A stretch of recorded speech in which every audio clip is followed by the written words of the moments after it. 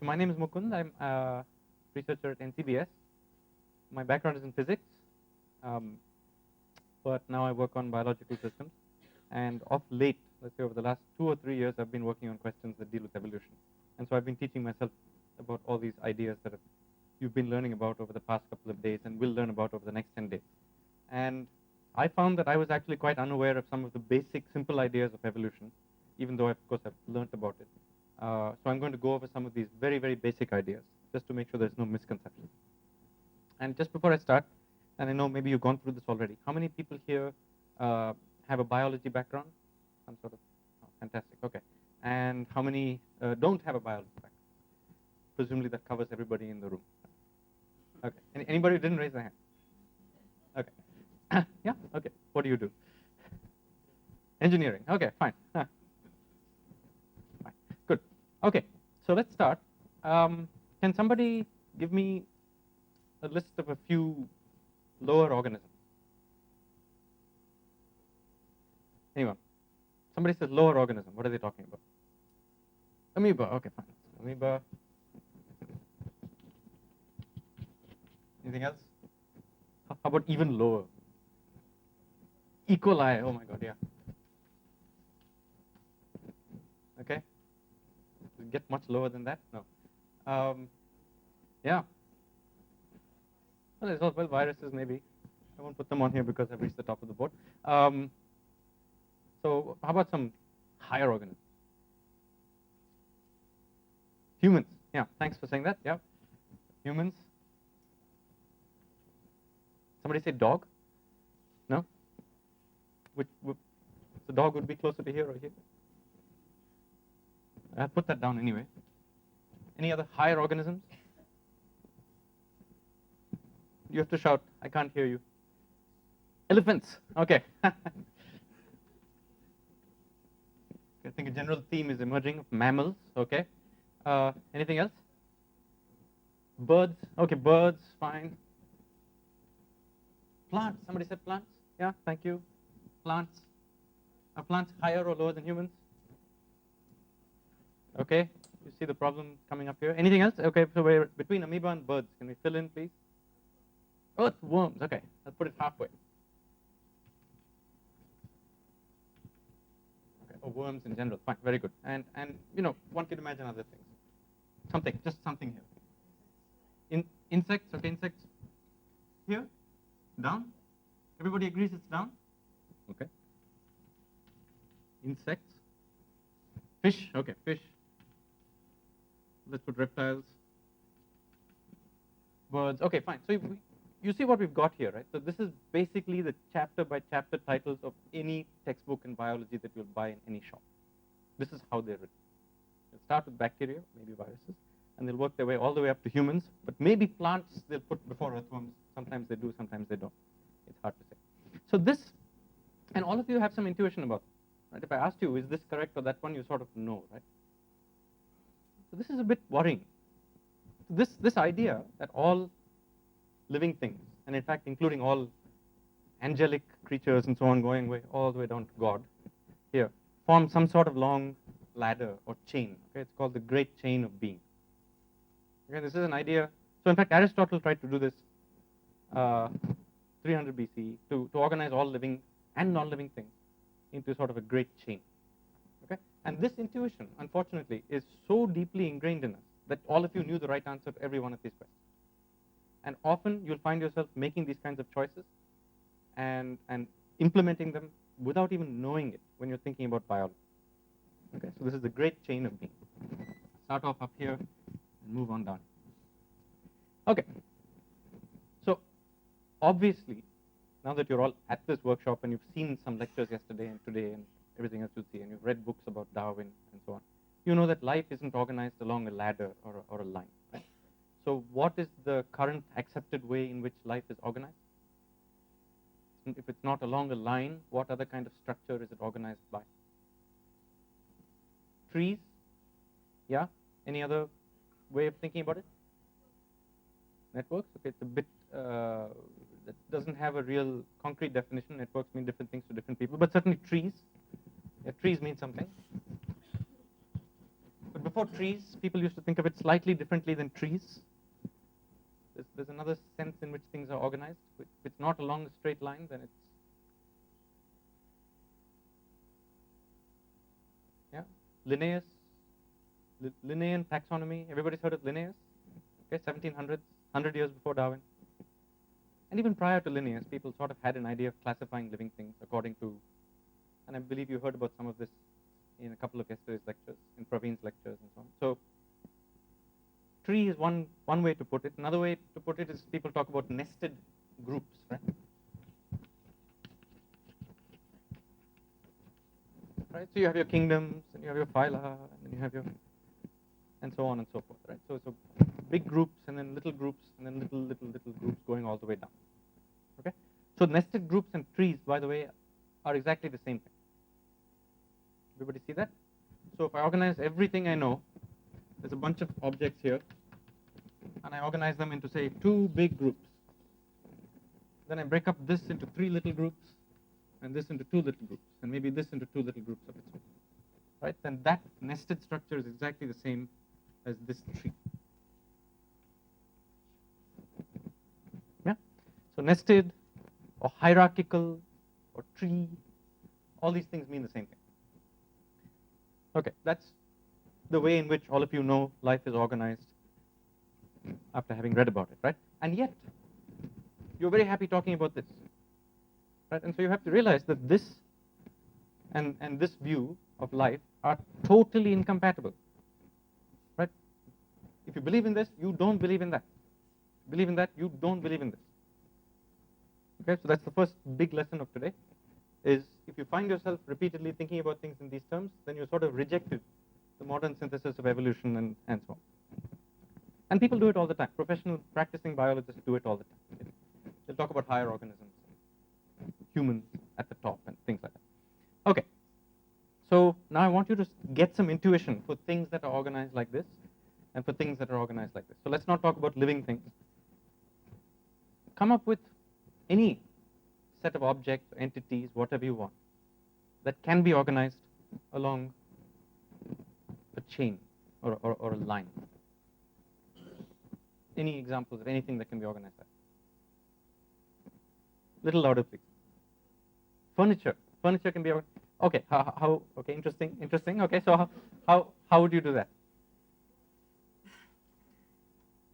You're counting number of legs, maybe.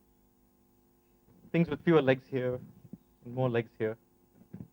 Okay, like a really big table on the bottom. So actually, furniture is a very good example of something that cannot be classified in this way, in the sense that if I bring 2 people into the room and give them a huge bunch of different kinds of furniture and say, organize them how you want them to, some people will arrange them from comfortable to least comfortable, and some people arrange them according to size, and some people arrange them according to the number of legs and so on. And so you'll realize very quickly there's no principled way in which to arrange furniture along this kind of chain. So thank you for that counter example. Numbers. Okay, so almost by definition, yeah, real numbers. Yeah, real numbers can be organized like this, although complex ones can. Okay, so real numbers or integers or natural numbers can all be organized like this, and that almost is by construction. Tell me something in the world, set of things you can experience that can be organized like this. Prices, because they are numbers. Yeah, no, fine. Things that have an obvious mapping to numbers can be organized like this. Body composition. Tell me more. Can be organized like this? Okay. Okay, how many people agree that the way the body is organized can be arranged in sort of a chain here? How many people think it can be organized more like this? Okay, well, people are not willing to commit, but you're choosing nice examples. So that is exactly a case where you might think it can be organized like this, but more correctly, it can be organized like that, right? Because you have, if, for example, I chose to classify cells of the body according to, the number of steps from some undifferentiated cell, and then subclassify that, right? So very quickly it becomes a tree. Fine. Non-biological, something like furniture. Yeah. So, mode of communication. Languages, you mean? No, not languages. Kind of the postcard in a letter. Letters. Okay. I'm going to hold that letter example. What about languages? People talk about languages. How are languages organized? Like that? Maybe not. Tough one. Some simple things. How about musical notes? Right? Musical notes are like this, right? They're numbers. If you believe that musical notes are frequencies and frequencies are numbers, which is sort of a discovery of physics, but sure. What about colors? Colors are also numbers. Can they be organized like this?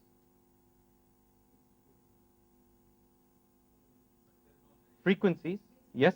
Color frequencies can, but what about red, green, blue? Right? Colors cannot be organized along a straight line. Right? They tend to be organized on this color wheel, this two-dimensional object, because we have 3 photoreceptors and some theory, but colors cannot be organized. Okay. What about the set of points on the surface of the Earth? Okay. Just like colors, those can't be organized in a straight line. Okay. And yet, when we send a letter, thank you for that example, okay, we do use a coordinate system for the surface of the Earth, which is basically the zip code or the pin code, for those of you. The last number, right? So now somebody think about what that means. So the surface of the Earth is some extended entity. The country of India, right, cannot be written as a straight line. Right? There's no, if I tell everybody to go through every city in India, one after the other, they'll all choose different paths. They're not going to walk this way. But in some sense, the zip code is not organized like this. It's organized like this. And does everybody see why? Right? The zip code is organized as nested groups of numbers. Right? Everything in Bangalore is 5, 6, something, something, something, something. Everything in Delhi is 1, 1, I think, something, something, something, and so on. Okay? That's interesting. What does that mean? So what do these inner nodes of the tree mean when you talk about zip codes? Borders? Broader areas, yeah. But as we already decided, you can't naturally split up a country. I could choose to, if I take a country, whatever it is, I could, you could choose to split up your broader areas like this. I could choose to split them up like this, and so on. So there's no natural sense in which you can split up into nested groups of broader areas. You can always do it, but there's no natural way to do it. But the zip code system does it, and once you've done it, these things have some interpretation. They mean something. So what do the internal nodes mean when you talk about zip codes? Cities? But, well, there's many, many levels to the zip code, right? There's the first digit, there's the second digit, there's the third digit, and so on. Smaller, smaller areas. Each one of those things actually corresponds to a post office. Right? Each one of these things is actually a building somewhere. You'll actually go find that building. That building will be the one that does all the 5, 6 things. It'll have a big bunch of sacks. And those sacks will have all the letters that begin with 5, 6. Right? So this is exactly how your mail goes up, sort of. You put everything together, then you send it to these big post office or depots, and then they split into smaller ones, and eventually you have like the guy who comes only to your street and the one next to it, right? So what I mean to tell you by this kind of example is once you have a nested classification, okay, it's not just that you're talking about the city of Bangalore. That's fine. This entire set of things is the city of Bangalore. But also, this guy here has a real concrete interpretation. That guy here is some post office on Museum Road, right? Or in fact, the GPO next to Covent Park, because that's the guy to which all the letters go. That's the guy who has the prefix 5. Okay. Okay. What I mean by that is, once you organize things in a line, that's it. This is the structure that you get. You have some sense in which two things are closer and further away. When you organize things into nested groups, you pick up one extra thing for free. You don't just get the group. You get one other entity, which is the node that connects all the guys in that group. And that thing, in some cases, has a real sort of physical existence, right? Such as the example with the post office. Okay. Everybody happy with that? Okay. So now that you've had some lectures on this, I think Praveen spoke about it yesterday, maybe Amitabh. So when we organize life into trees, then we organize things into groups like this, and they are hierarchical groups, they're nested groups, and this is the basis of Linnaean taxonomy. What do these nodes in the tree correspond to? Right? This is the whole course this week is about looking at, in some sense, looking at trees like this, right? once you've got a bunch of entities here, such as all the homes in a given city, then I can tell you this node corresponds to some kind of thing. So if these are all living creatures, and we believe some sort of taxonomy, which is hierarchical, nested, and therefore it implies some sort of nodes, what do those nodes mean? They have some independent meaning or not? Common ancestry. Okay. But remember, I asked you about taxonomy. Okay. So for at least 100 years, people were very happy, okay, being well-versed scientists and so on, classifying all things on Earth into a nested hierarchy, okay, with no notion of common ancestry. Okay, there's a difference between taxonomy and phylogeny. So I'm still talking about, let's say, 1700s. I'm still talking about taxonomy. I'm talking about if you were born in the 1700s and you had to go out, you had to study under somebody who was versed in the Linnaean system and find all kinds of creatures and put them into groups and decide which group they're in and so on. You can do it with no notion of common ancestry. Okay, you can just make nested lists, and you can say this thing corresponds to this subgrouping of some creature. Okay, so I'm glad you said common ancestry. We'll get to that, but that's not what it means. Okay, there's no notion of things in the past. We're talking about when you do taxonomy, we're talking about stuff that's around today. That's it. Okay, so what do those nodes correspond to? Not common ancestry. Branches, what do you mean by that? Similar characteristics. Excellent. Okay, that's what it means. Right, you heard about this yesterday. So it means similar characteristics. It's a recipe which you can apply to find out whether a creature that's alive today is part of some group or not part of some group. Everybody see the difference between this and common ancestry? Common ancestry is a complicated concept. We haven't even started discussing it. Similar characteristics is something I can teach you right now. Right? I can go and say, count the number of bones in the inner ear of this mammal, vertebrate, whatever, and then you can classify them based on that characteristic. Okay? So in fact, the number of bones in the inner ear is one shared characteristic people actually use to do taxonomy. Taxonomists will break open a skull and actually go down and find these tiny little bones and see whether two of them are fused and one of them is not fused. Why did they waste so much time going to the bones of the inner ear?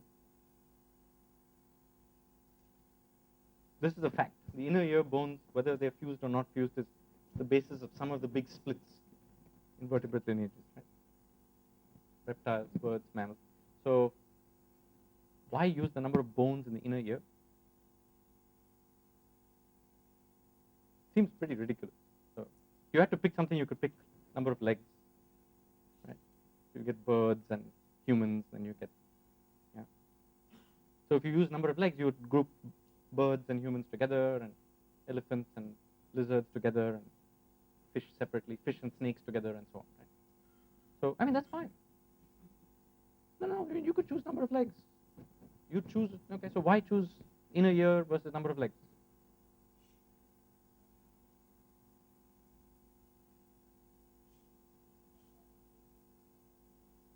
Very good. Okay. So one way to say it, which is an excellent way to say it, is you choose any number of things you want. Okay, any number of characteristics. Up front, I'm not going to tell you number of legs is a bad thing.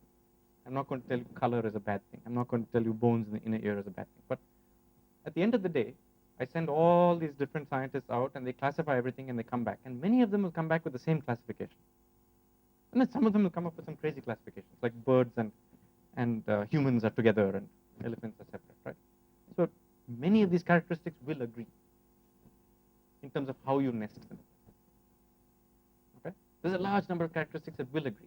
And eventually that can be synthesized into sort of one notion of taxonomy. Okay, so up front, I'm not even making any choices. However, you could think about making choices. Right? There's no point even wasting time looking at number of legs up front because you know something about that. Or looking at wings, to pick a common textbook example. Right? So what's wrong with using wings as a method of classification? Convergent evolution, right? Homoplasy, which is what Vidya talked about earlier this morning. Right? It's easy to imagine that something like number of legs is closely related to the environment you're in. It has some function. It can be selected for, right? It It has to do with the niche that you live in and you hunt and so on and how you run away from it, right? So number of legs, you can imagine, is under all kinds of pressure to be this number or that number or whatever it is.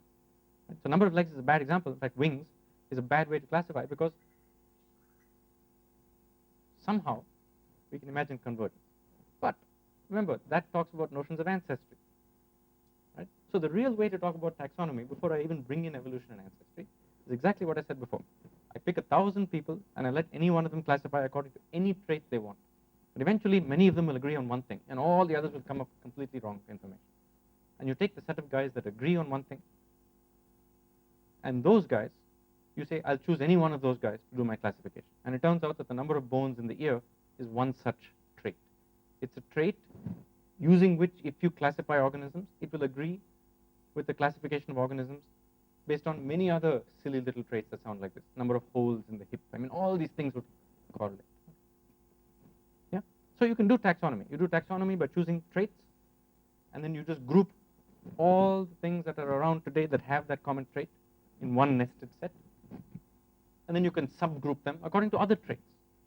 So the important thing is when you're doing taxonomy, every grouping here corresponds to something completely different. Right? These might correspond to 2 bones, and this might correspond to 3 bones in the ear. Right? These 3 will then correspond to some number of, or some shape of some feathers, or some such thing. Okay? It'll be some other trait. And every step in this nested hierarchy, you'll have to choose something else. Because one trait will have a certain amount of resolution. Okay? So is everybody clear what taxonomy means? Taxonomy means picking a trait, but picking it in a principled manner, and using the trait to subclassify. In fact, using many, many traits to subclassify to smaller and smaller degrees, right? Until you get to a species, which is a complicated concept, but that's, yeah, question.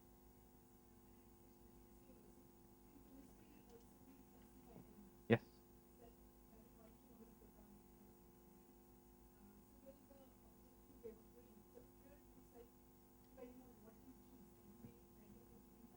Sure.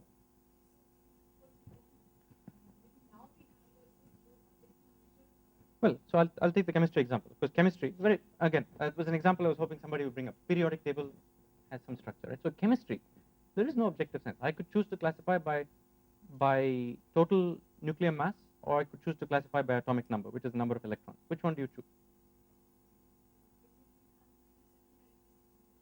But you made a choice. So now tell me why it's a good choice. Exactly. What? It's a good choice because I can then use it to predict chemical properties. So it turns out the electron number is the correct choice. Right. Precisely. So it's a choice that depends on some sort of some other feature of it. So I'm able to predict chemical properties, let's say, from the number of electrons, but not from the number of nucleons in the nucleus, number of protons plus neutrons. That turns out to be predictive of nothing in particular. Well, it is weakly, but number of electrons is the correct choice. Protons per neutrons is not the correct choice. In chemistry, there's a good way to make the distinction. If I believe in electrons as the classifier, I'm able to make predictions in some way.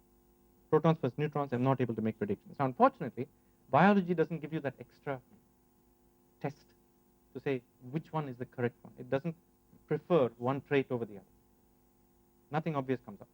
However, what I'm saying is the correct measure to do is pick a whole bunch of traits that all agree with each other. Right? So I can't tell you for a trait, but I can tell you in some sense it's all about consensus. Okay? It's a difficult topic. I mean, this is why it took so long. This is not an easy problem. Right? People were stuck with this for 2,000 years. They were stuck with this for 2,000 years. Right? Because it seems so obvious. And other traits just did not, number of legs, and anything you could just sort of see did not come up. People couldn't even find traits which would break this kind of classification. Eventually, when naturalists became very good and they started really classifying, this is why classification is so important to science.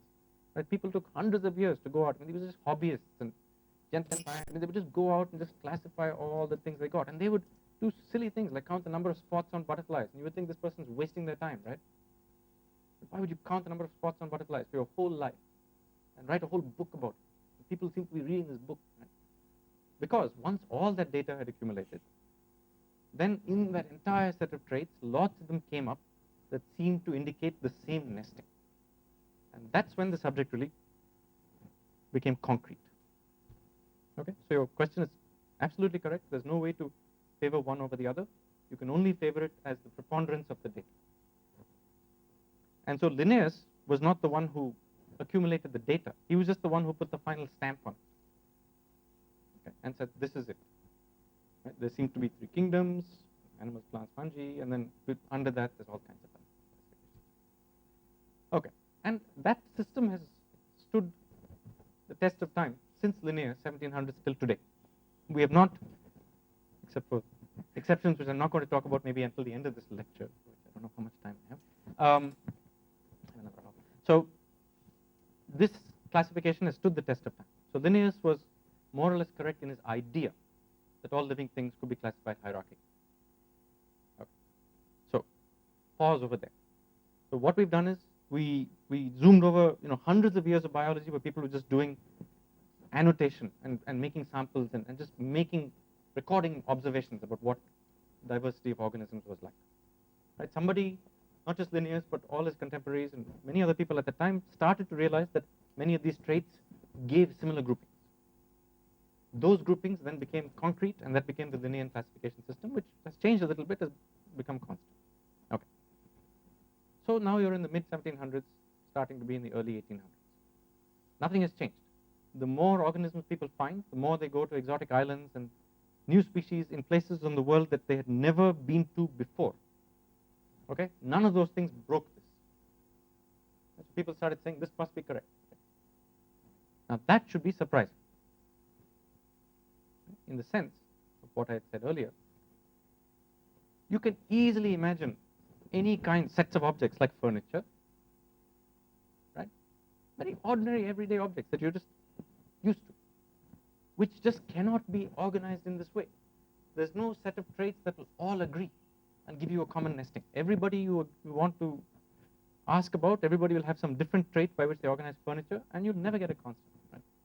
So once people started to try and poke holes in this framework by going to places in the world they'd never been to before and found that it still works out there, then it became something that you needed to explain.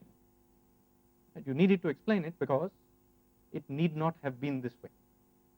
Right? This is one of those times, these kinds of things happen all the time. So for example, today, physics is all about there's a beautiful structure and we need to explain it. And that's why people do string theory. Right? So we've done all the physics, right? We know all the laws. In some sense, we know the classification of all organisms. And that throws up a higher level question. Why is it this way when it could have been any other way? It could, for example, have been this way. Or it could have been a mess, like furniture, but it was that. Okay? And of course, you all know who cracked this problem. Right? So 100 years after Linnaeus, Darwin cracked this problem. So somebody tell me, what is Darwin's insight?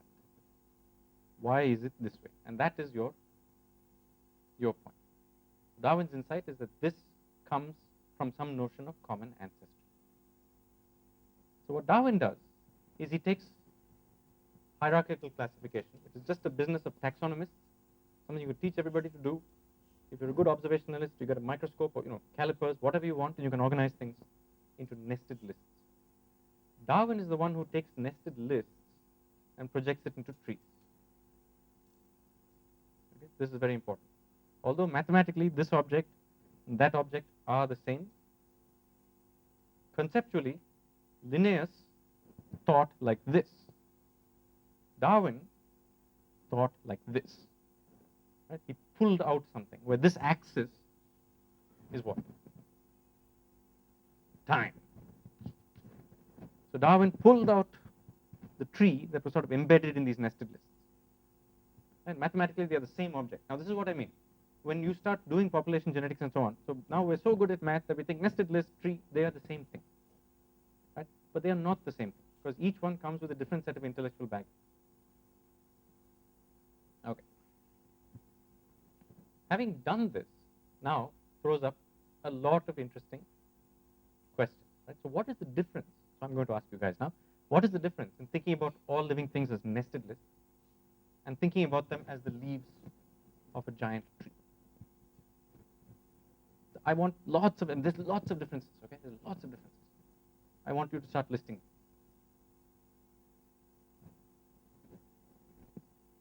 Mathematically, they are the same thing. Scientifically, there's lots of differences. What is it?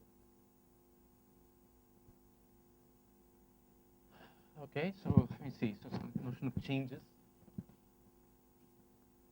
Right? There's no notion of changes here because changes is something that implies time. Excellent. Okay. Anything else? Derived. Okay. Good. Yeah. These are good words. Derived. So the notion of time comes into all these words. Keep going. Keep going. Length. Okay. So the branch length. This is a very good one. This is a very good one.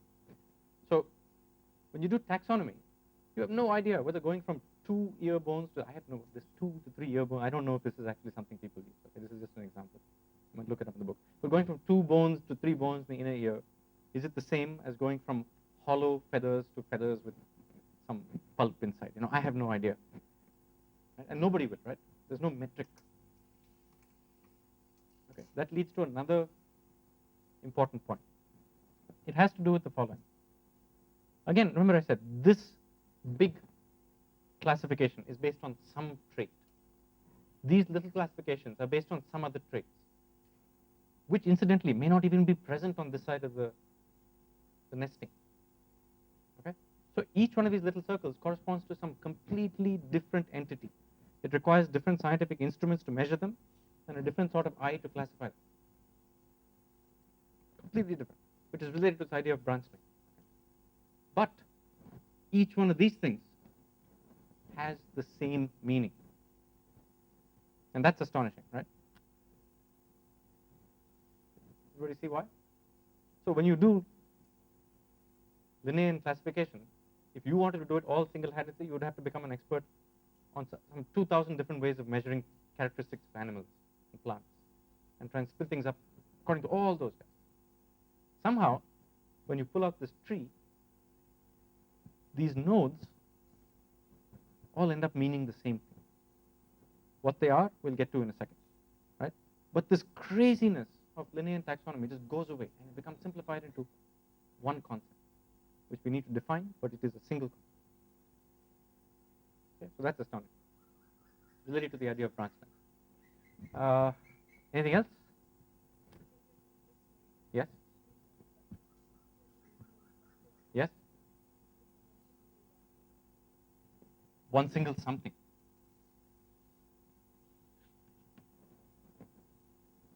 Yeah, because in some sense these things get smaller and smaller and smaller.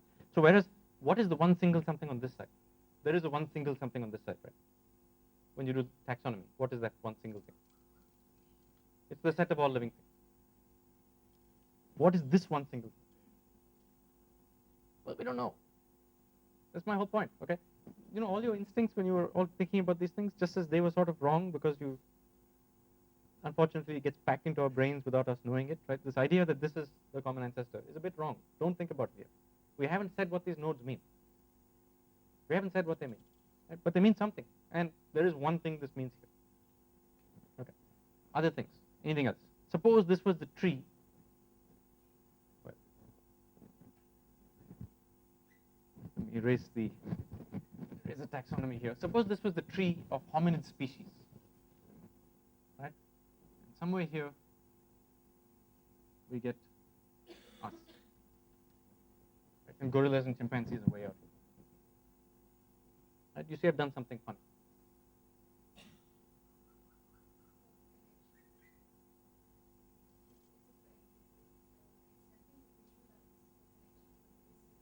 But I had to erase these guys to do something in order to make this the tree of hominids.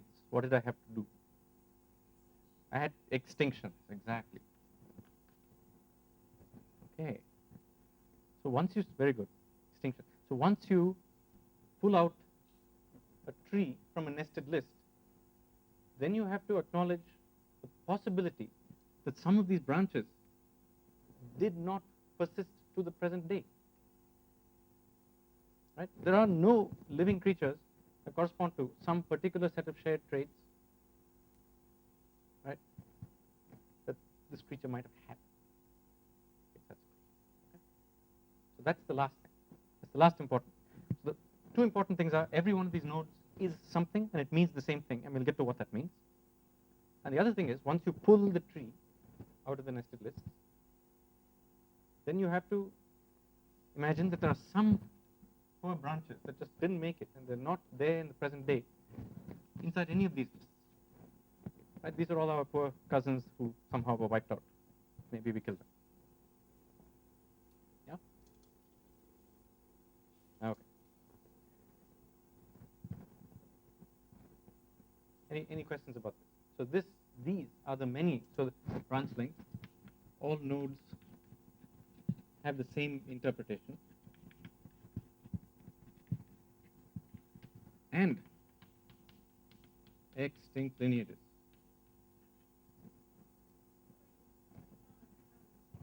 Very good. Okay. So taxonomists had fossils. Okay. I was hoping somebody would say that. So there is some sense in which taxonomists are also happy with that. Okay. So fine. So if you have fossils, then there's some notion. But that already means that taxonomists are thinking evolutionary. Taxonomy as such would group a fossil with a set of other entities that are alive today into that nested list because there's no notion of time. Exactly. Exactly. But in some sense, the idea that the distribution of objects can change over time, fossils were always around, right? People were just not confronting what that was telling them. Fossils were always around. Darwin knew about fossils. So, and he didn't collect, but he did in some cases. But people have been collecting fossils for a long time. Right? And clearly there were fossils in the ground of creatures that didn't look anything like creatures that were there today. So clearly there was the idea that species could have been around and fit. Those species, by the way, also very happily fit into the Linnaean classification, which is nice. Right? But they weren't around. So you had to come up with the notion that species vanished. Of course, if you allow species to vanish, why should there be anything today? So that's why Darwin said, well, species can be created. Okay. So let's pause over there. I'm just going to jump. The next step is to start to understand what these things mean. So I'm just going to pause over there and ask if there are any questions. Is everybody with me so far? What does taxonomy mean? And what does, well, let's say trees mean? I won't say phylogeny. What do trees mean? And what does Linnaean taxonomy mean? And how are they related to each other? Okay. Darwin takes Linnaean taxonomy, adds the notion of time, which then throws up a huge amount of new ideas, which can then be dealt with one by one. Okay? So one of the ideas you can do if you're Darwin is you can take the set of objects that exist today, and then you can predict that although some species doesn't exist today with a certain set of features, you can predict such creatures must have existed at some point in time. Right? And then you can go look into the fossil record and see whether those creatures exist. Now, most of the time you won't find it because the fossil record is spotty. And that was a viable enterprise at some point. Unfortunately, these days, when people speak about those creatures, which are creatures with predicted sets of traits that don't exist today, okay, they call them missing links, right? Now, unfortunately, when people read about missing links, they think of this, right? They don't think of that, and that's the whole problem. Okay, so now tell me, how can I square this? You guys have a strong, deep intuition, some of which is correct about this. How do I square this with the tree picture? Okay, that's what we're going to spend the next 15 minutes talking about.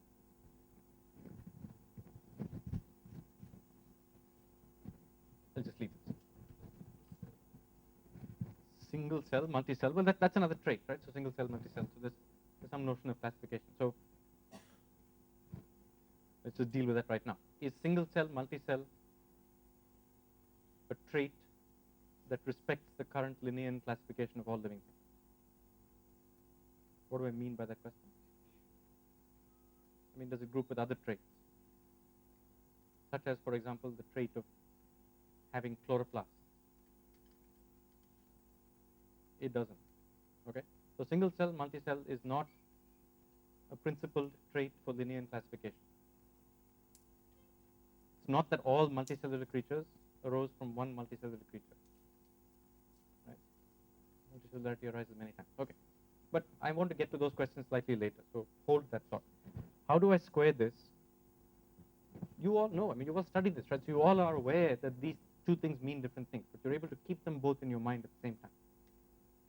What is it that allows you to do that? How come you're able to live with this biology textbook version of things, at the same time knowing that life is arranged as the leaves of a tree? How is this chain related to that tree?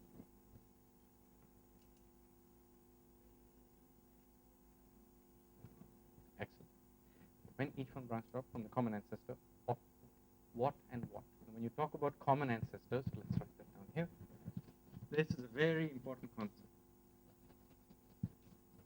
I'm not saying that's what these nodes are, right? But if you want, just as a placeholder in your mind, you can think of these nodes as common ancestors. I'm not saying that's what they are. Okay. Common ancestors. When things branched off from their common ancestor. To have a common ancestor, you need to have two things. One thing has no common ancestor. So, okay, good. When it branched off from the common ancestor of who and who?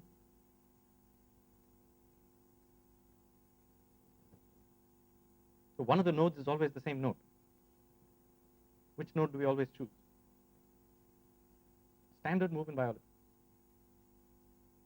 The preferred node for any common ancestor calculation is one side is human. Right? If elephants were doing biology, they would be doing it differently, right? Okay, so that's exactly right. So here you have some tree. This is the tree of, okay, I'm sorry, I'm going vertically, not horizontally. Okay, you're okay with that, right? Okay, so this is humans, right? We are definitely at the leaves of some tree if you believe Darwin and Linnaeus. Right? So I can always make a tree like this, right? But then what do? You ignore a huge amount of complicated stuff. You only look at things that branch off from this tree, at this branch. Okay? Fine. If that's your picture of the world, how does this line relate to that line? It's exactly what you said. In some sense, ignoring plants. As we go back here, arguably, correctly, the common ancestor of humans and this species becomes more and more ancient. Right? All you'll end up having is yeast over here. You'll have fission yeast. Or rather, if you're cerevisiae, you'll have budding yeast. And then here there's these poor fission yeast ancestors which didn't discover the trick of budding, which is so useful. Right? So they're sort of lesser creatures. Right? And then out here you have amoeba that don't even have, and keep on going like that. Right? And you'll always concoct some reason why all kinds of changes happened along these branches that ended up, in an absolutely directed fashion, making you who you are today. And this is the best thing in the world. Right? So do this exercise. It's actually very illuminating. Imagine your yeast, or pick anything else. Imagine that you're fish. Right? If you're fish, what you'd have? You'd have, let's say, bone fish here, and then you have these poor fish without jawbone, all kinds of other problems. So there is a problem with this. It's not so much that it's wrong, it's that it reflects a very poor view of biology. Right? There is a correct way in which you can write this down. Some of these groupings are incorrect, right? Where would plants go if this is the correct way of doing the grouping? Would they go between E. coli and amoeba? Would they say yeast, earthworms? Where would plants go? Any guesses? Here I'm asking you to know about some recent advances that you may not know about, but if you had to guess. And if this line represents the age of the common ancestor of whoever I wrote down and me. Right? Most of this is correct, but plants are wrong. Where would plants go? Up here? Anybody? How about here? Between amoeba and yeast? Right? So the answer actually turns out to be here.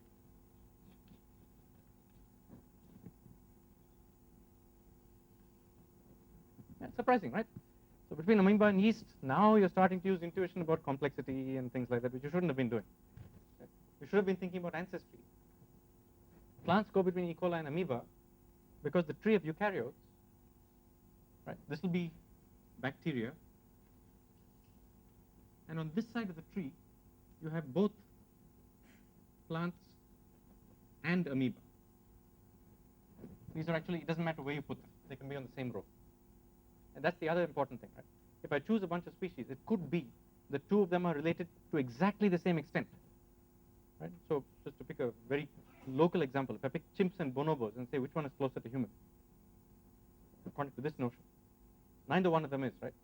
Because my common ancestor with chimps is the same as my common ancestor with bonobos. It turns out my common ancestor with plants is the same as my common ancestor with amoeba. And all the cool stuff that happened to plants happened on that side of the tree. In particular, picking up chloroplasts and so on. And we know for a fact, right, that plants developed when groups of chloroplasts containing single-celled organisms decided to get together and make multicellular. Okay. Fine. Now it turns, so again, all these problems actually come up when you look at single-celled organisms. Darwin made his theory of evolution based on observations only of plants and animals. He did not incorporate a single data point about any single-celled creature at all. He didn't even look at fungi. So his entire theory of evolution was based on observations of plants and animals. Now, surprisingly, and this is, luckily it happened this way, otherwise the biology textbooks would have no counterexample. Surprisingly, complicated plants and complicated animals developed completely independently along the tree of life. Luckily, that's the case. Otherwise, this notion that complexity always increases in some direction and all that would become even more entrenched. Okay? When looking at single-celled organisms, it becomes more complicated. Okay, so that's one very implementable notion, an algorithmic notion of why this chain can be made. It can be made because I can say, let me take insects, let me take humans, let me take the last common ancestor, let me write down the time scale. It's not that I may or may not know it, but in principle there is one, if you believe Darwin and Linnaeus, and then I can line on these. And so the great chain is exactly the phylogenetic tree projected with humans as a special species. Okay. Any other way you can think about it? That's actually not the way people think about it. That's the way I can generate a chain. But in fact, that's not the way people think about it. So how do they actually think about it? Look into your own thought processes and think about how this relates to this. So here you have fish, you have worms, here you have mice. Okay. This is correct? Correct? But that's not how people actually think about it. So how do they actually think about it? They're making one further assumption.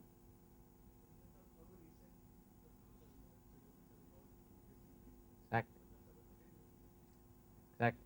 So they sort of assume, this is completely correct. I mean, this is completely consistent with Darwin. The only problem with this is you're being a bit parochial. You're saying humans are special, right? Fine. We are special. Our brains are more complicated than the brains of any other creature on the planet, right? So there's some objective measures by which we are special. You could make such objective measures of others. By the way, which is the most complicated cell on the planet? If you had to make a claim. Unfair question. Is it a neuron? So there's some consensus on this among cell biologists, shockingly. There's some consensus. The most complicated sort of group of cells on the planet was the lineage. If you ask lots of people who know what they're talking about, they would choose ciliates. Ciliates are like paramecium. Okay? Based on some metric of cell complexity alone, ciliates are far more complex than any single cell of a human being. Okay? So complexity doesn't always increase along any one branch. Depends what you do. Anyway, they make one further assumption, right? So what is the bad assumption? This is completely correct, if parochial. What is the next bad assumption people make? Something you said. Who said? Yeah. So what? Rephrase.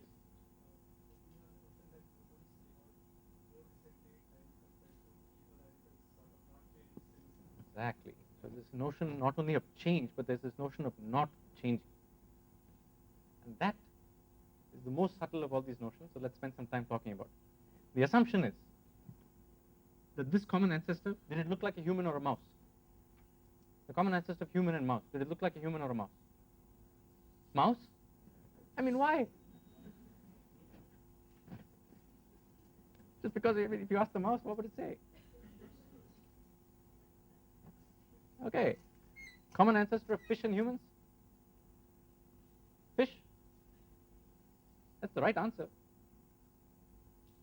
The right answer. How do we know that? It's the same, right? If I remove this whole tree and I just put fish on one side and humans on the other, there's no notion of more steps. I'm sorry, there's time here, right? This fish has been evolving for exactly the same number of days from this common ancestor as humans have from this common ancestor. Now, you could come up with more subtle things like number of accumulated mutations and so on, generation time. Forget all that. It's just roughly same time.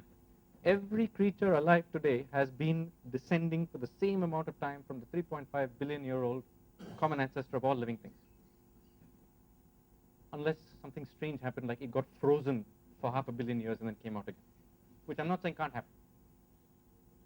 Small exceptions to these rules, but otherwise, right? For example, influenza epidemic of 1913, what was it?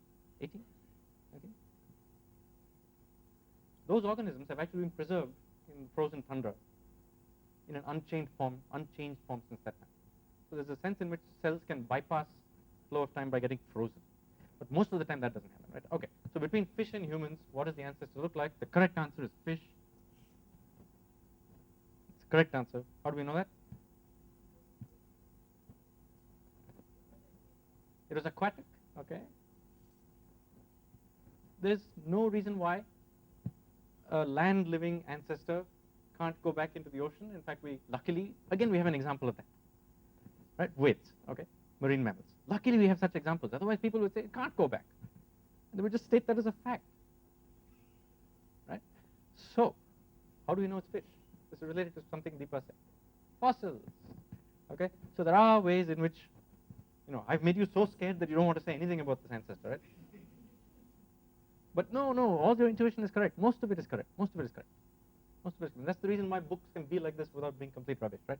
So there is a sense in which there's a common ancestor, and the common ancestor is closer to one thing than the other. Okay? The common ancestor of humans and fish looked more like today's fish than it looked like today's humans. Now, I'm not saying it was identical to today's fish, and that's the important thing. Okay? It was microscopically as distinct from today's fish as from today's humans. Roughly same number of DNA replication events have happened here as here. Right? And if you talked about accumulation of mutations and transitions and transversions, you would have roughly the same number here. So, here's the empirical fact. The reason why we can all still be happily going along, teaching children in schools things like this in the textbooks is because of two things.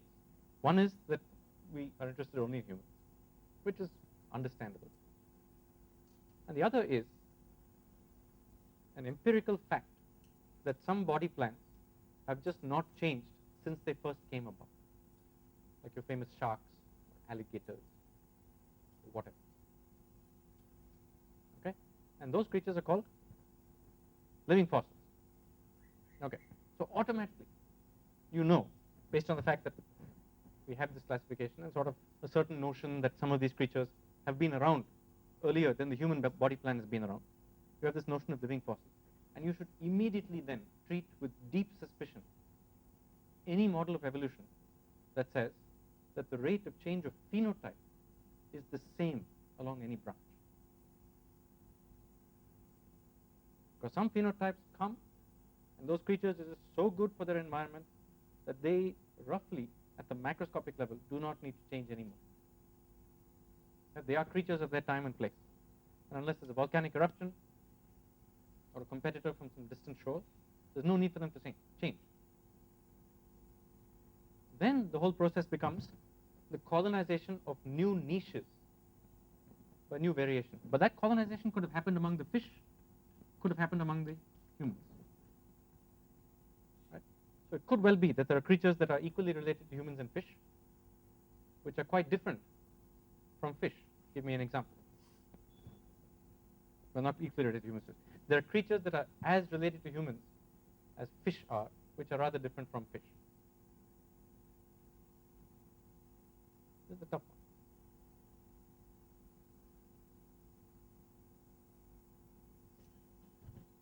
Okay. Something like an electric eel. Something that developed its own quirky, recent changes that were not present in the common ancestor.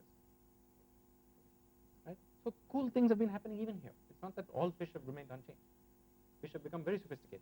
Some lineages of fish, just as some lineages of things in the ancestry of humans have become very sophisticated. Okay, fine. So that basically seals up that chapter. Okay, this is the reason why, although life cannot be classified as a straight line, it's actually classified as nested lists, which can then be pulled out into trees, right? Nevertheless, your notion of this great chain of being is more or less correct, because as it happens, we're only interested in humans, and because there are living fossils. In other words, there are body plans today that are practically indistinguishable from the body plans of the ancestors. Okay. So this now is a very important one. I'm going to pause here. So now we get to what this means. There are some professional taxonomists who just will not even commit to a statement saying what were the properties of that. Right? Today, I mean, I'm talking to people who are today taxonomists. They'll say that question doesn't even make sense. I'm not going to say anything. But now that we've gone through this whole thing, we know that that creature, that was a creature. It was a living thing. It was wandering around at some time and place. I mean, I'm going to develop that a little further. Right? It had its own traits. It had some properties. Right? And in some cases, we know that those properties are the same as the properties today. So by looking at, let's say, fish today, we have some insight into what early fish were like. We can do biology on ancestral forms, assuming that fish didn't change much. Okay? So this is what makes the real difference between taxonomists and phylogenists. Taxonomists do not admit the existence of ancestral forms. They just don't admit it. Whereas somebody who's doing phylogenetics will say that node, that mathematical object, corresponds to some creature that was floating around at some time that had some features. And you can legitimately ask, what were its features? Now, why do you think taxonomists are so resistant to this idea?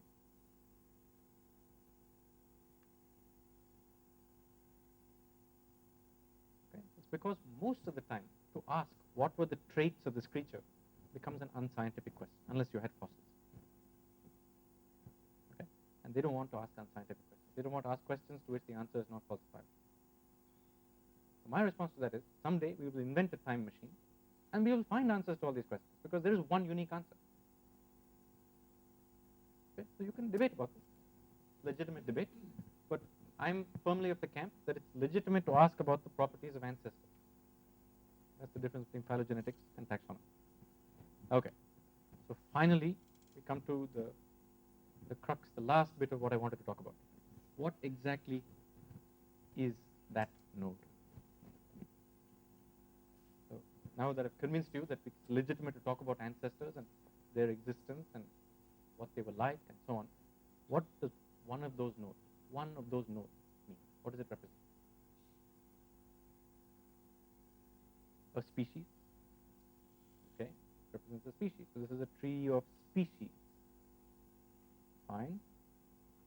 Is that really what these trees are? When you make a tree of, for example, you can send your DNA to 23andMe, and they'll find your ancestry. They'll tell you whether you came out of the first wave coming out of Africa, or came through Europe, or came through Southeast Asia. Right? So that's just a tree for human beings. And so one important insight of Darwin's is that, of course, species is an important level of classification, but this hierarchical classification goes well beyond species into much, much smaller groupings. Subspecies, subspecies, all the way to individuals. Right? And it goes well beyond species the other side, into groups of species, ultimately to kingdoms. Okay? So, if I put individual animals, including humans, at the leaves of this tree, what do these nodes mean? So I don't put species, I don't put fish and all that. I'll find some, these days I can do it, right? The lovely thing is I have DNA. So notionally, I can make a tree out of any set of objects, creatures you give me. I make a tree under some assumption. So what do these nodes mean? They are not, in the most correct interpretation of things, those nodes are not species. They're not. Right? They are notionally the last common ancestor, so very good. I can take any set of individual living things today, and I can just ask, what is their last common ancestor? And that question has some sort of answer. It's an imaginary creature, which is the last common ancestor of all these things. What does it mean to be the last common ancestor, or most recent?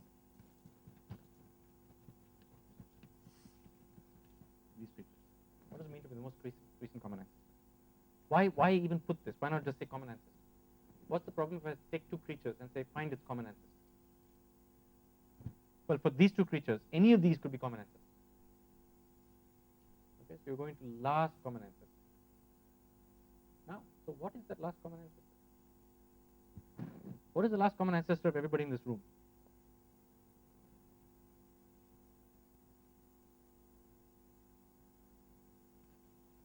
Should this be an easy question? It's not an easy question. This is the crux. In fact, population genetics gives you a principled way to ask this question. That's what population genetics does. That's why you're taking this whole workshop. So what is the last common ancestor of everybody in this room? Or rather, who is the last common ancestor of everybody in this room? Population of humans. Population. Very good. So, of course, there is this complication that humans are a sexually reproducing species. So every individual has two parents, right? But turns out that there's no real species that is not sexually reproducing at some level. Okay? In other words, recombination of DNA between different individuals occurs in every known lineage of living creatures. Right? So as far as that billion-year time scale is concerned, all creatures sexually reproduce. Which means if you go back in time, in some sense, you have more and more ancestors for any one person. So looking at a sexually reproducing population is not a bad approximation to even looking at bacteria. Bacteria do it all the time. So any one of you here will have two parents, two distinct parents, four distinct grandparents, typically, 8 distinct great-grandparents, and so on. Right? So this is a problem. So if anybody today has exponentially growing numbers of ancestors, somebody else has exponentially growing numbers of ancestors, right? Where does this process end?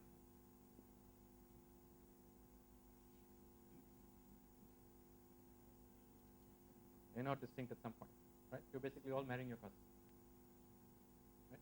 So another way to think about this is don't think about humans. Think about something like the city of Bangalore, right, which historically has had very little immigration over the first 50 years of the century, and later, of course, in the last 10 years, a lot of people come.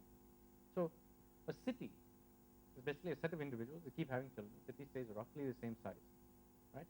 And the common ancestor of everybody in the city today is some subset of individuals who are in the same city some time ago. The question of how long ago and all that is exactly the question population genetics asks.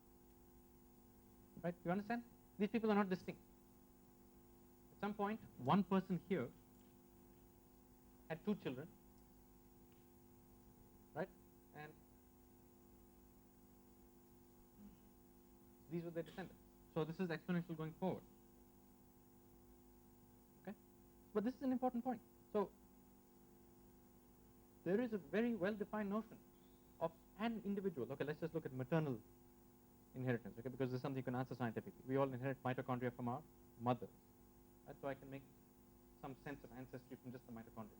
Everybody has one maternal lineage going up, and those maternal lineages coalesce into one individual. Okay? So now imagine going back in time to that point. So this is the famous mitochondrial Eve. She's one woman in Africa. Right? And you get the cover of Time magazine saying this one woman in Africa is the mother of all living humans. Right? Is that correct? She is the last, there's no question. There's one woman in Africa who is the last common ancestor of all living human beings. Right? If I didn't say in Africa, that statement would be a tautology. Right? There is one person who is the last common ancestor of all people here. And that statement, if you believe evolution, that's it. There's nothing interesting in that statement at all. The fact that that person was in Africa is the scientific breakthrough. Fine. But there's this one woman in Africa. And the cover of Time magazine basically gives the impression that this woman had a lot of babies. So that's not it, right? Okay. What does it mean? If that woman was not, so, sure, that one woman. So what is the correct scientific statement? So the mitochondria of that one woman had offspring. Those mitochondria had offspring, so on and so on and so on and so on. right? And all the mitochondria today actually can be derived from that single mitochondria. That much is true. Sorry?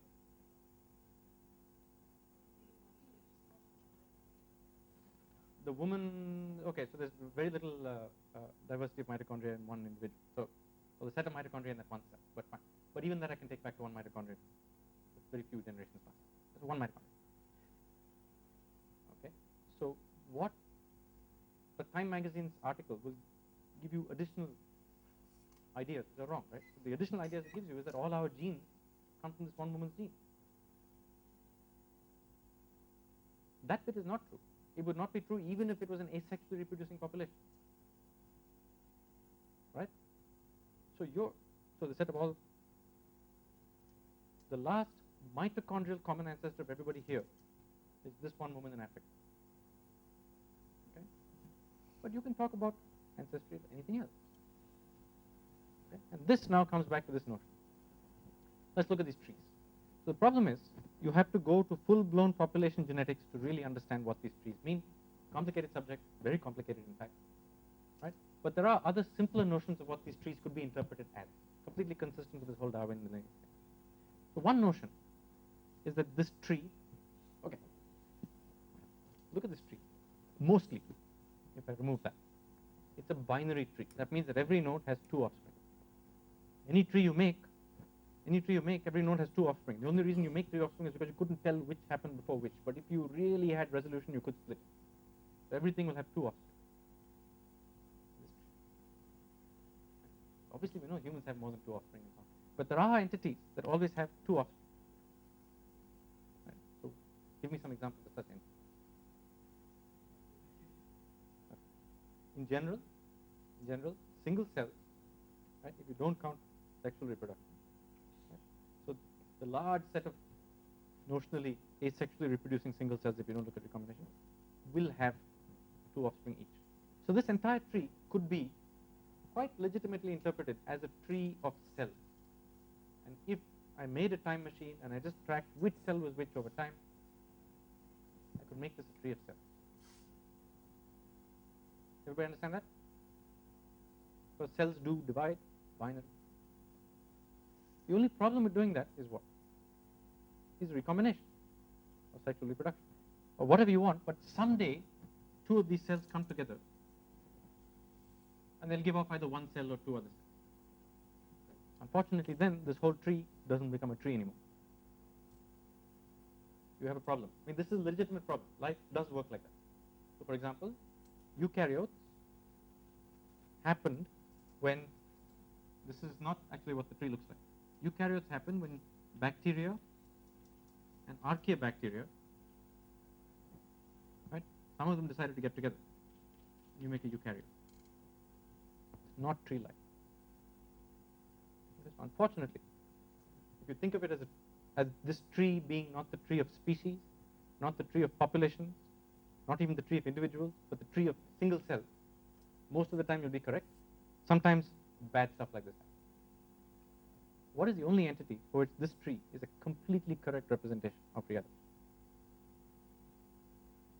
There is one correct answer to this.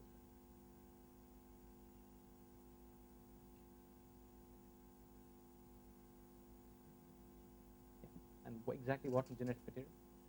It's the single nucleotide base, okay? One nucleotide base, which can then, when you replicate DNA, okay, it can become these two. So in fact, even if you have a whole genome, or if you have a gene duplication, you can trace this base and this base to coming from one event where the DNA polymerase crossed this guy and added a new one. Okay, so in principle, there is an answer. Where if I ask you to make a tree of genes, nucleotide material, more generally, you will find a unique tree. Okay, so if you interpret this tree as a tree of genetic material at the very short scale, I'm not talking about genome, I'm not even talking about genes encoding proteins, I'm talking about something much smaller, because sometimes domains duplicate within proteins. So in that tree, okay? But a single nucleotide base, this is the right answer. There is a tree. Okay, so if you wanted to stop right now, and you'd say, I now understand everything. I understand Linnaean classification. I understand Darwin. I understand what Darwin brought to this problem. He brought the idea of a tree. He didn't know what the tree actually meant. He had a rough idea. He thought of species. And he knew about populations. But really the only place where you can really make a statement of one tree is the tree of genes, or one gene, or a subset of a gene. Then what is the problem? Then it depends on which gene you pick, right, or which part of the gene you pick. So for example, again, if I pick mitochondria, I get one tree. If I pick ribosomal RNA, I get another tree. For humans, if I pick Y chromosome, I get another tree. And I get a whole bunch of different trees. Every different thing I pick, I get different trees. This is where we are today. Okay? If you want to make a tree by doing anything like DNA reconstruction, right, you're going to get different trees depending on what you pick. Once again, the only way to square that with sort of the general notion of evolution, like Darwin wrote it down, only way is to do population genetics. Because population genetics will tell you things like this. Okay? Fine. I'm going to close with the following. Although I've told you there's many notions of what this tree means and what the common ancestors mean and so on, the two best notions of what a tree means will be that this is the tree of cells or that this is a tree of individual genes. And now we come back to this old thing of Linnaean classification. Now, it turns out that there are some genes that just tend to track the cell. Okay? There's few of them. There's some of them. So there's some set of genes that all seem to agree on the tree, and others which do not. Okay? For example, we have proteins that have undergone massive gene family expansions. Any protein with an immunoglobulin domain is present in a huge number of copies in the human genome. And those things, if you make a tree of that, it's a mess. But if you look at ribosomal RNA, Carl Voss's big idea, or many other genes, they'll all agree. They give you the same tree. The reason they all agree is they tend to travel vertically inside the same cell. They don't tend to jump around viruses. They don't tend to duplicate massively in the same lineage. So then a lot of them can be brought into agreement. And once they're brought into agreement, you get sort of a consensus again. So although you might have thought that now we're in this wonderful world of molecular biology, DNA, we can answer all these questions, we are back the same conundrum as you would have had as a taxonomist in the 1700s, where there is no single notion of tree, but there are many that seem to agree at the broadest level. And that is, for example, what we talk about as the tree of species. So when people make a tree of species, that's what they're talking about. They're making consensus trees based on a huge number of different things, including, by the way, classical taxonomical traits. Okay? Fine. So, in fact, that's all I had. So I'm going to stop. Main message is you have to understand that once you have Darwin, these nodes become legitimate points of inquiry. And what do they mean? Are they cells that are the common ancestor of things? Are they individual nucleotides that are the common ancestor? Are they sort of a population, like the city 100 years ago that is the common ancestor of everybody in the city? There's many different interpretations of these nodes. And just when you draw a tree, if somebody draws a tree and you draw a tree and you're having a discussion, you can be certain that their notion and your notion are not the same. And you're going to be making mistakes when you have that discussion. So please just pin them down and say, what do you mean? And then we can start talking. Right? So as you go through the week, you'll see many different notions of what these nodes mean. And keep them all in your mind, because you'll have to work with all of them to have a proper evolution discussion. Okay? So a lot of intellectual baggage.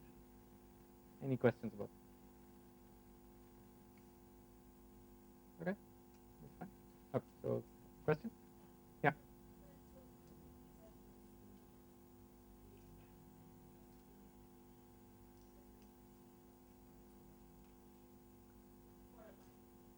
Insertions come from some other bit of DNA. Well, sure, I can actually make something out of thin air. I can insert something as a hiccup. Yeah, it can happen. It can happen.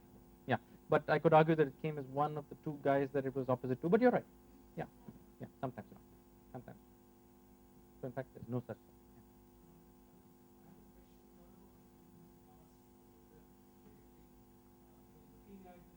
Today, yes.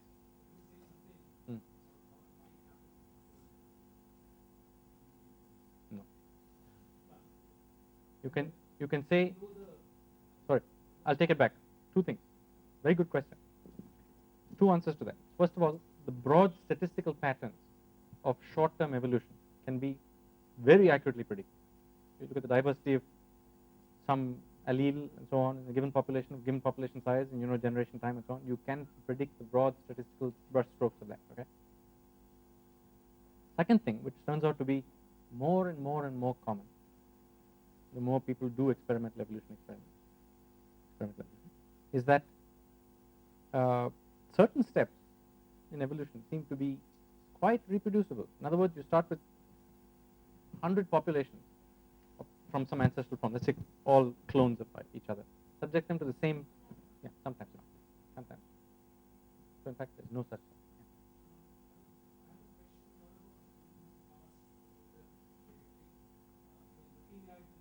Today, yes.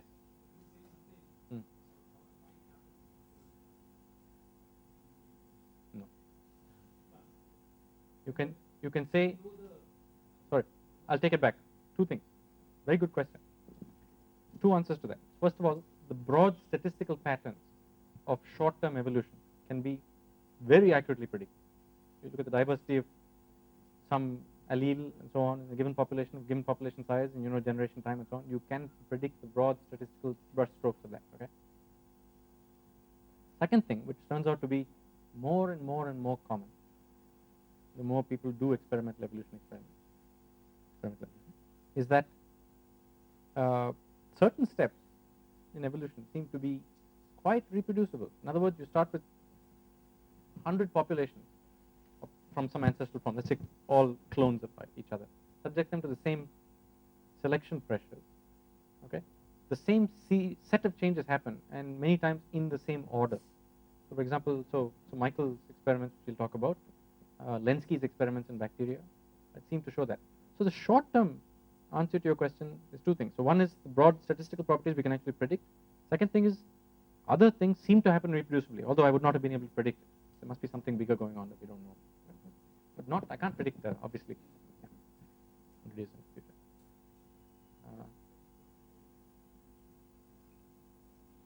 No, it's because of genetic drift, which stochastically removes certain alleles from the population if they have no selective advantage today, but which could then emerge later as having value, right?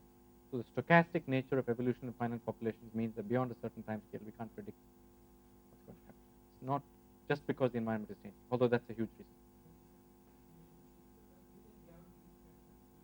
There is no equilibrium. Well, so what is it again? The broad statistical properties will reach an equilibrium in a population that stays constant in size, and you can make all these kinds of statements, right? So the reason there's no equilibrium is maybe here is I can point out a big hole in the current best understood versions of population genetics is that unfortunately different species interact. Okay, and that's a big problem. So even if the environment as such is not changing, the species themselves make the environment for each other, and that does change. Okay, so that's something which we cannot, is not very well dealt with in the current model. But that's a very simple example. But for example, any multi-species interaction. Yeah, so, well, I mean, bacteria in your gut and you, whatever. I'm not saying PopGen is the answer to everything, right? But it goes really far into cleaning up all these issues. Right. Yeah, so maybe one way of looking at what those nodes represent is, to ask yourself the question, how is the tree being built, right? What are the cliffs of the tree that you're building? Are they species? Are they individuals? Are they populations? And based on that, of course you cannot say for certain that this is what it is. But you can, for example, if they were species, the cliffs are all species, then you can say, okay, this one way of looking at it is the node represents the common ancestor of these two species. I agree with you. I agree with you. So in fact, I completely agree, and I would say that when you're building a tree, just be very aware of which one of those things you're doing, and each one of those will give you one answer. And if you build it out of a distance, a DNA distance, or you get one tree. If you build it out of classical traits and some notion of traits accumulating, and then parsimony, then you get some other tree, which hopefully will be the same tree.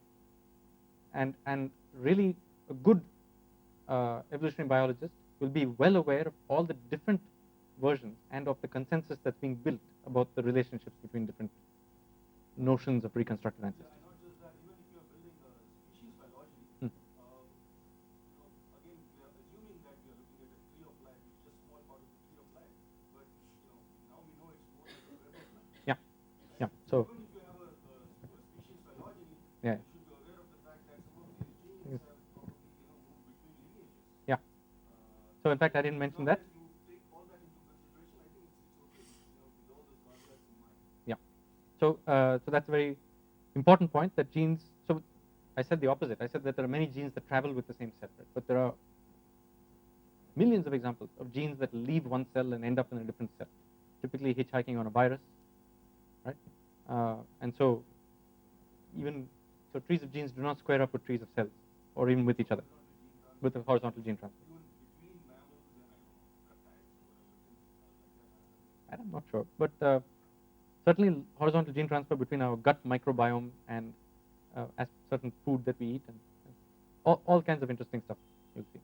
So it's a very interesting subject. I mean, as the data rolls in, you get lots of the simple picture needs to be embellished, but it doesn't fall apart. So that's the important. Don't get too scared.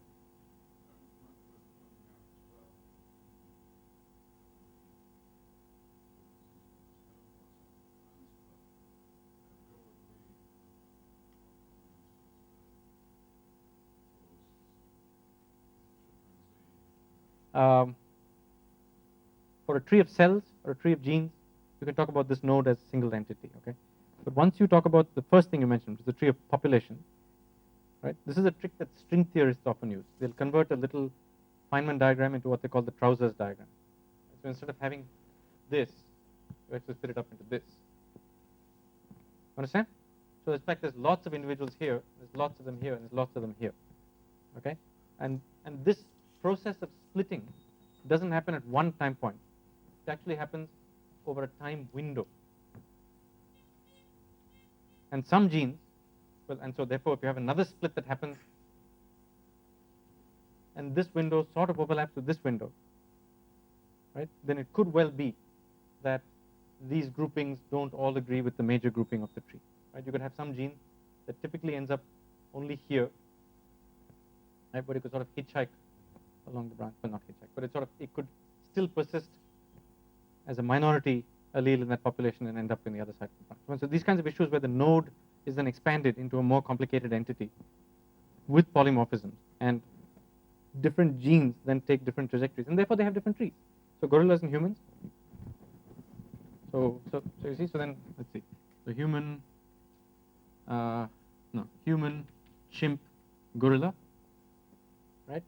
There do exist genes which are more closely related between humans and gorilla than between humans and chimps. There are individual genes that are like, because in this population, those genes ended up with these two. Yeah, I'm sure you will discuss this later in the. Is somebody going to actually talk about the process of speciation in the context of polymorphism? No? Okay, it's a nice subject. You should look into it. It's a very important thing. So those not only are they not nodes in space, they're not nodes in time. Process of speciation takes time. Okay. Yeah, okay, we'll stop. Thanks.